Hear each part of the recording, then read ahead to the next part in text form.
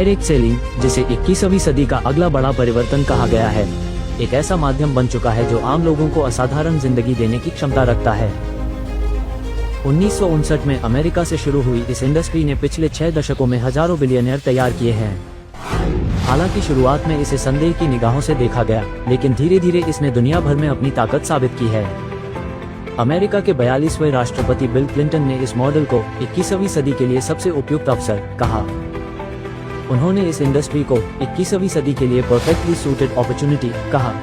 उनका मानना है कि नेटवर्क मार्केटिंग एक ऐसा प्लेटफॉर्म है जो लोगों को कम लागत में अपना बिजनेस शुरू करने का अवसर देता है, वो भी बिना किसी बड़े रिस्क के।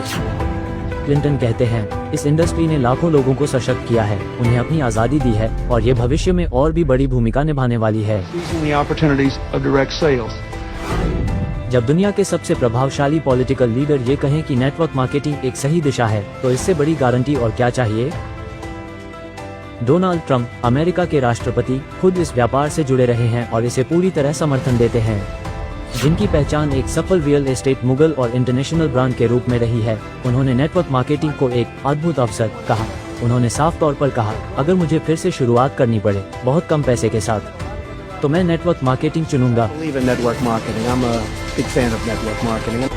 यह उस इंसान की बात है जिसने अपने जीवन में अरबों डॉलर के डील्स किए हैं। जब ऐसे सफल उद्योगपति नेटवर्क मार्केटिंग को एक बुद्धिमानी भरा निर्णय मानते हैं, तो ये किसी भी नए व्यक्ति के लिए एक बड़ा संकेत है।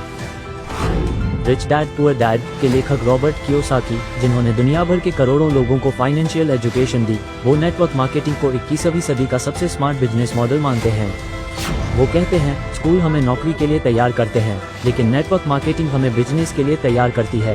कियोसाकी मानते हैं कि यह इंडस्ट्री लोगों को ओनरशिप की भावना देती है, जहां व्यक्ति खुद का मालिक बनता है, रिस्क लेना सीखता है और टीम बनाकर काम करना सीखता है। उनके अनुसार, अगर मैं आज 20 साल का होता तो मैं एक नेटवर्क मार्केटिंग कंपनी ढूंढता और वहां से शुरू करता।